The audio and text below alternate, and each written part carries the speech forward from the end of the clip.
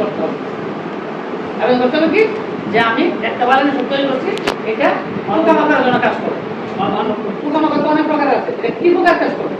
মাকড়ের কাজ করবে নাকি পোকার কাজ করবে? পোকার মধ্যে কি এটা মাজরা পোকা কাজ করবে নাকি সাদা মাছি কাজ করবে নাকি? তাহলে এটা ভাগ আছে না, এখানে কিন্তু এই প্রস্তাবে যে এই ওষুধটা আমার প্রতি লিটার করে দিলে এই পোকাটা মারা যাবে।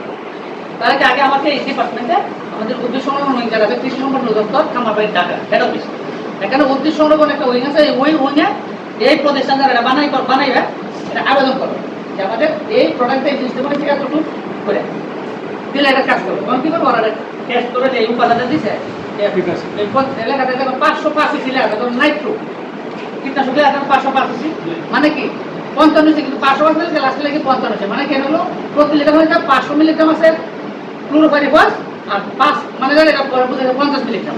তাহলে মানে কি 50-এর 500 হলো 50 আর 50 হলো 5, 55 ছিল, মানে কি দুটো উপাদান দুটো আছে। এরকম ভাবে এই যে ওখানে একটা পাওয়ার লেখা থাকে, এই লেখা আছে তোরা টেস্ট করে লেখা আছে এই উপাদান এখানে দেওয়া আছে। দেওয়ার পরে এবার রেজিস্ট্রেশন দিবে, রেজিস্ট্রেশন দিলে প্রোডাক্টটাকে বিক্রির জন্য অনুমোদিত হবে।